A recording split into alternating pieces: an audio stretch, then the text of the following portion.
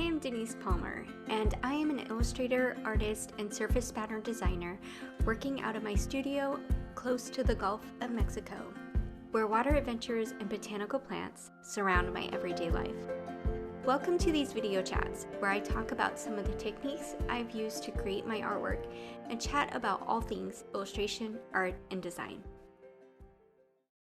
In this time-lapse video, I am creating two penguins that are roasting marshmallows by a glowing fire on an ice ledge in Antarctica.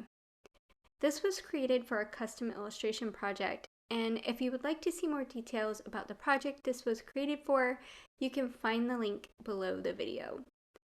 I had decided that these penguins were playful and mischievous, and I was creating a penguin town pattern design that needed to reflect that. So naturally, I decided it needed penguins that were roasting marshmallows. When I was creating these penguins in Procreate, these particular penguins I imagined were elders of the town who had traveled the globe and in their travels had discovered humans and the fun of roasting marshmallows over the fire. And they were oblivious to the fact that fire melts ice, but they are roasting away anyways.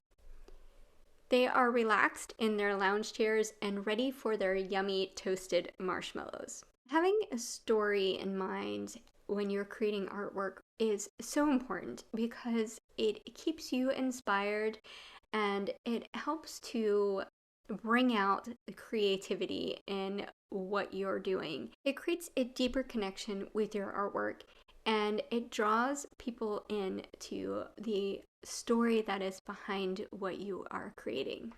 Also, when you're creating animals that you can tell a story that is something that humans do naturally, because the audience that is looking at your artwork or using your artwork, we are people, and giving your animals human characteristics or human activities really helps to drive home that connection. And so that's what, whether you're creating, penguins that are roasting marshmallows or, alligator that is,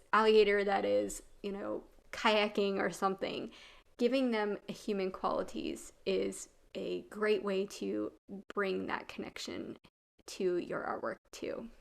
Even though the scene is daytime in the larger penguin town design, I wanted to make the fire glow to add that warmth and give you that feeling of contrast with the ice. I created all the elements around the fire first and then worked on the fire so that the scene was already set when I started creating the fire piece. I created the flames and glowing effects in Procreate, and I also added some smoke, but I decided not to keep the smoke in the final design since it was daytime and harder to see anyways. And lastly, I am adding some shadowing to the fire and the elements surrounding the fire as well.